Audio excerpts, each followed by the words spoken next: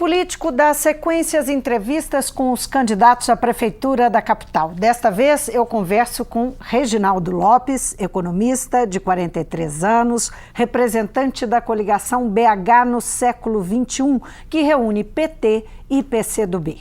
Reginaldo começou na política como militante da Pastoral da Juventude e dirigente estudantil. Hoje ele exerce o 4º mandato de deputado federal pelo PT. Em 2014, se reelegeu com a maior votação do estado. Bem-vindo. Eu que agradeço o convite. Candidato, sua candidatura no horário eleitoral estreou com um pedido de desculpas pelos erros do PT. Quais foram esses erros que o partido cometeu, que o senhor fez questão de enfatizar logo na abertura e por que enfatizou logo na abertura da sua campanha? Olha, o maior erro que nós cometemos foi não ter construído as condições políticas para fazer a reforma política. A partir da ausência de uma reforma política e de um novo modelo político eleitoral para o país, nós assistimos no dia 17 de abril, aquela noite de horrores. Nós temos um sistema político que não tem legitimidade. A sociedade não está representada. Baixíssima legitimidade. Um parlamento que, de fato, não representa os negros, não representa as mulheres, não representa os mais pobres, não tem a presença da juventude. Portanto, o PT cometeu esse erro de não ter coragem e de não ter conseguido construir esta reforma política. O que ele deixou de fazer?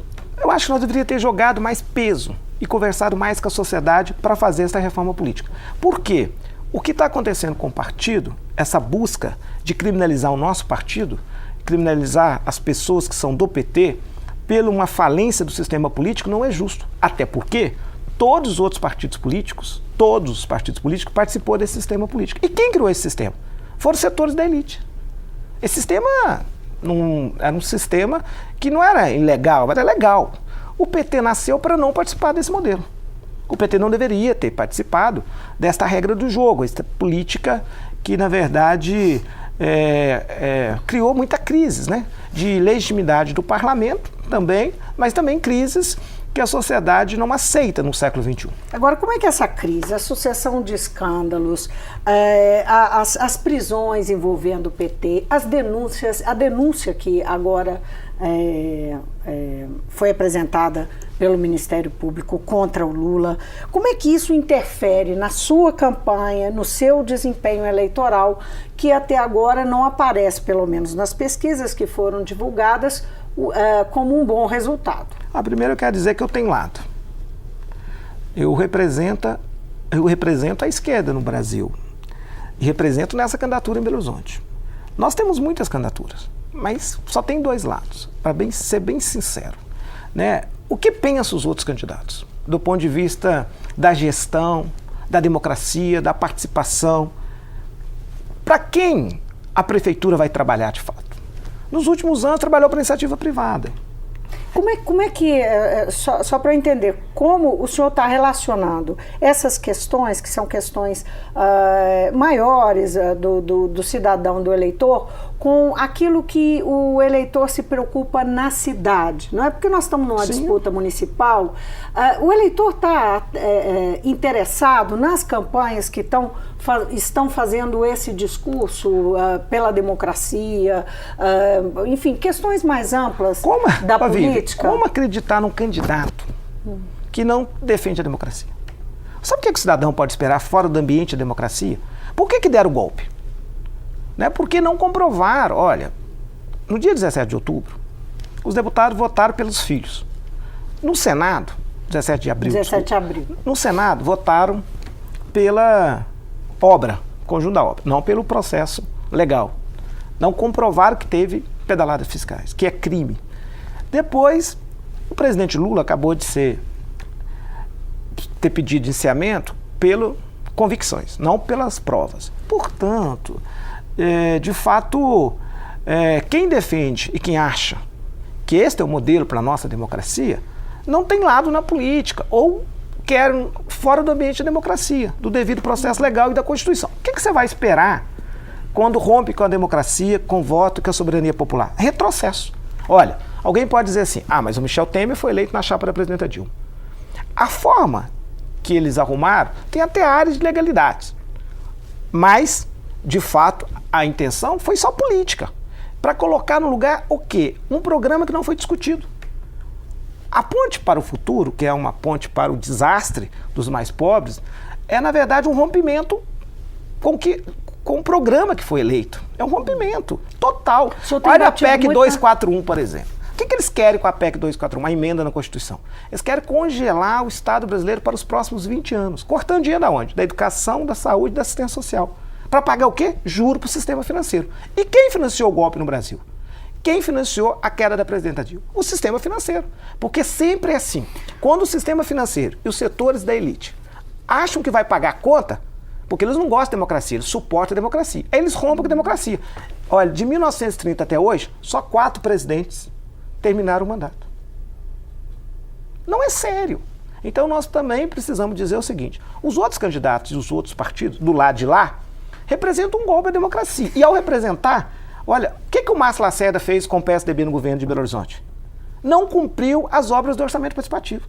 São quase 500 obras nos últimos 10 anos. Chamaram a população para participar, convocaram a população decidiu e eles deixaram a obra ou inacabadas ou não iniciadas. O melhor instrumento e o mais importante que é a participação na democracia, esse consórcio que administra Belo Horizonte, que é o povo do João Leite, com o Délio Malheiros, o PSB, eles romperam. Então, olha, gente, quando rompe com a democracia, é mais retrocesso que a sociedade pode esperar. Eu estou vendo que o senhor está fazendo um discurso que é ideologizado, naturalmente, que tem um lado, como o senhor falou. Agora, os outros candidatos não fazem esse tipo não tem esse tipo de apelo no discurso deles. Tem um deles, por exemplo, que, pelo contrário, ele nega qualquer tom político, né? Apesar de estar fazendo política, nega qualquer tom político. O senhor não fica falando sozinho quando o senhor entra nesse tipo de debate? Olha, vamos dar um exemplo da conjuntura nacional que interfere na eleição municipal. O que a turma do PSDB com o Márcio Lacerda está fazendo? Privatizando o orçamento da cidade. A Prefeitura de Belo Horizonte, o orçamento de Belo Horizonte está sendo entregue nos seus próximos 25 anos para empresas privadas. Através de quê? Parceria público-privada. Estão privatizando. Agora eles não privatizam um equipamento ou uma ação, não. Agora é o orçamento inteiro. A Prefeitura de Belo Horizonte gasta 43% com folha de pagamento. Arrecada quase 12 bilhões de reais. E está quebrado. Sabe por quê? Criaram a PBH Ativos, sacaram 1 bilhão e 200, colocaram lá, e estão garantindo financiamentos e parcerias público-privada com pequenas obras que o governo federal tem recurso para fazer, o Estado tem recurso e a Prefeitura poderia fazer. Então, olha para você ver o que eu estou propondo. Quando eu falo que nós precisamos de um novo olhar, de um novo jeito de fazer, de quem tem lado, nesse momento de crise internacional e de crise nacional e de crise no município, por exemplo, eu estou propondo romper com as PPPs e fazer uma parceria pública comunitária. E é possível fazer. Vou dar vários exemplos. Na educação, tem 194 creches comunitárias. Sabe quanto que fica para fazer? Deu de fazer com a Odebrecht. Fazer com essas 194 creches comunitárias que já existem, eu posso dobrar o número de alunos de 0 a 3 anos. Hoje é 26 mil alunos atendidos. Eu posso passar para 52 mil alunos em 4 anos. Sabe quanto que custa? 20% gastou com a Odebrecht. Quase 1 bilhão com a Odebrecht, fazer 40 creches. Que o governo federal faz com fundo perdido por 80 milhões. Olha, gente, vamos acordar. Vamos dar outro exemplo. Quem atende a saúde em Belo Horizonte? Em Minas e no Brasil? Hospitais 100% SUS, hospital filantrópico. Mas o que eles querem fazer?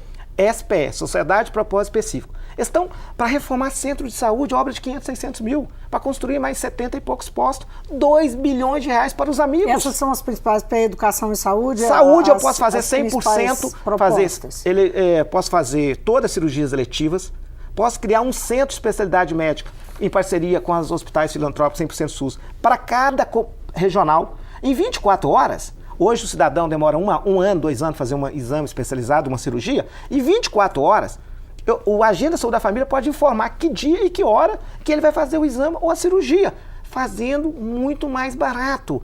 Vou dar outro exemplo, moradia.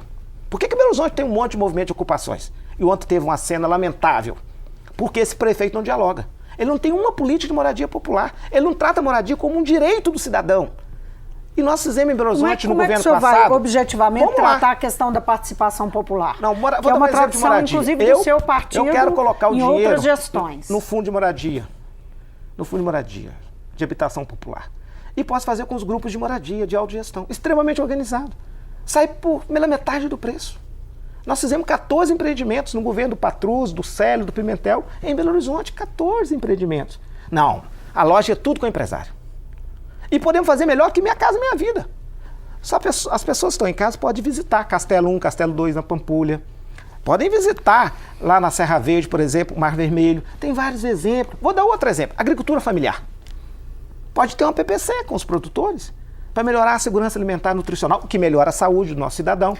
Então, eu estou dizendo assim, tem muitas obras interessantes. Sim, só para a gente avançar, nossa, falou de saúde e educação, falou de participação popular, transporte. Quando a gente fala de transporte, a gente lembra que transporte é uma das coisas mais caras que Belo Horizontino, um dos serviços mais caros que tem para o Belo Horizontino. Dois lados, né? Dois lados. E há um problema sério de transparência.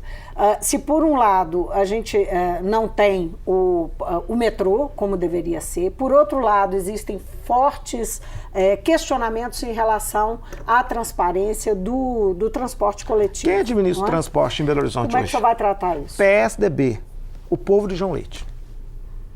Administrou a saúde também. Então o que eu quero? Primeiro, eu sou autor da lei de acesso à informação pública. A lei de combate à corrupção. Isso, eu quero abrir a caixa preta. Nós precisamos da transparência em todas as planilhas. Agora, nós precisamos fazer um transporte metropolitano. Nós temos que fazer o bilhete único. Integrar todos os meios de transporte com bilhete único. O trabalhador não pode pagar 3, 4 passagens por dia. Nós também precisamos ter criatividade, priorizar o transporte coletivo e não o transporte individual. O novo plano diretor sinaliza nesta direção. E nós precisamos também resolver o problema do metrô. E é possível resolver o problema do metrô. Nós já temos previsão orçamentária, tem recursos que foram disponíveis, mas esse governo não conseguiu aprovar o projeto. Não aprovaram o projeto, não complementaram, não licitaram. Porque a prefeitura joga nas costas do governo federal. Não, é de competência. Na época, a presidente Dilma prometeu, disse que ia liberar o dinheiro e isso não aconteceu. Por que as outras cidades estão em obras? As outras capitais. Por que o Belo Horizonte não fez? Não iniciou? Escolhas. Falta de compromisso, falta de vontade política. Eu vou fazer uma consulta popular em 90 dias. Vou definir os trechos que a cidade de Belo Horizonte e a região metropolitana acham mais prioritários. E vamos contratar os projetos executivos e vamos incitar a obra. No nosso governo, em 4 anos, nós vamos colocar um meio de transporte de massa, porque se a gente não tiver um meio de transporte com mais de 1 milhão de passageiros, todas as outras ações é muito paliativas. Mas também nós podemos fazer diferente, por exemplo. Nós podemos fazer corredor exclusivo, com tecnologia, com equipamento, isso é mais barato. E ampliar para dar velocidade. Por que o trabalhador precisa? Ganhar tempo. O que está acontecendo? O trabalhador gastar 2 horas e mais 7 minutos para chegar no trabalho. Ele perde qualidade de vida, ele chega estressado, ele perde tempo para melhorar o convívio familiar, o convívio comunitário, que são fundamentais para enfrentar a questão da segurança pública. Nós precisamos conciliar a sociedade, nós precisamos criar uma cultura de paz. Então, na verdade, o que eu estou defendendo é um novo olhar das políticas, transversal, que todas as políticas precisam dialogar entre si, um governo moderno, um governo que tem uma liderança que dialoga, tem competência política, gosta da política como vocação, porque é um erro negar a política. Quem nega a política, aí surgem o fascismo, o nazismo, Hitler, Mussolini. Não é fora da política, é na política. Nós precisamos mais de política, nós precisamos de mais cidadania. Então eu quero aqui dizer que a gente tem nessa caminhada política essa vocação. E temos competência técnica. Por que eu fui o deputado mais votado? Porque eu sei fazer. Eu aprendi a fazer em todas as áreas. Por que a sua candidatura não está conseguindo atrair aqueles 20% que tradicionalmente o PT consegue do Belo Horizonte? Falta ainda 15 dias. As eleições estão iniciando hoje. Sabe quem está preocupado até agora com as eleições? Jornalistas, os candidatos, políticos. O cidadão começou hoje com essa entrevista, vai melhorar muito. Tempo? Eu acho que sim. Não, precisaria de mais tempo. Né? Também faz parte. Porque essa é uma reclamação geral, não é? Eu acho que faz parte também desse movimento de golpe acabar com as eleições. Mas nós estamos lutando. Eu acho que o cidadão agora está prestando atenção. Eu acho que o eleitor que está em casa, ele tem que procurar. Porque proposta todo mundo tem. Tem 500 propostas, tem para todos os gostos. O que o cidadão precisa é procurar conhecer cada candidato, a história. Porque, olha, eu sou um deputado de 14 anos, não me enriqueci. não estou envolvido em nenhum escândalo, fui o deputado mais votado. Então o eleitor tem que procurar. Ajudei mais de 300 municípios a fazer obras objetivas e concretas. Criei inúmeras comissões importantes, direito à juventude, a nova lei sobre droga, a reforma do ensino médio, a CPI de extermínio de jovens negros, o modelo de segurança pública, porque todo mundo está discutindo segurança pública. Segurança pública, de fato, é uma preocupação de todos, mas a violência não atinge todos da mesma forma. Nós temos que parar de falar demagogia. Mais do mesmo não resolve. Sobre segurança pública é essa questão da guarda armada na rua. Então, mais do mesmo. Pois é, isso. E o que o senhor propõe sobre isso? Olha, eu quero uma... Só rapidamente para encerrar. Eu quero uma guarda cidadã. Eu quero refazer todo o sistema de segurança pública. Eu vou instalar um projeto de segurança bairro a bairro. Nós vamos integrar de forma inteligente várias ações e participativa. Eu vou coordenar pessoalmente um grupo de gestão integrada da segurança pública. Sabe o que é o problema da segurança pública? Impunidade, cultura da violência e tolerância institucional. As pessoas aceitam a violência, porque elas não atingem todos da mesma forma. Esse Brasil naturalizou matar jovens, negros e pobres. E no meu governo eu vou resolver tudo isso, porque eu vou liderar pessoalmente para combater a impunidade, vou mudar a cultura dessa cidade para uma cultura de paz, com várias políticas descentralizadas pela cidade, com políticas sociais, e vou enfrentar a tolerância institucional. Eu quero um pacto da cidade a favor da vida. É isso que nós temos que fazer. Candidato, muitíssimo obrigado por vir ao Mundo Político. Obrigado. Eu conversei com Reginaldo Lopes, ele é candidato da coligação BH no século XXI, que reúne PT e PCdoB. O candidato Reginaldo Lopes é deputado federal pelo 4º mandato. E você assistiu à 9ª entrevista da série com os candidatos à Prefeitura da capital. Continue nos acompanhando, que o Mundo Político vai ouvir todos os postulantes nos próximos dias. Obrigada pela companhia e até o próximo programa.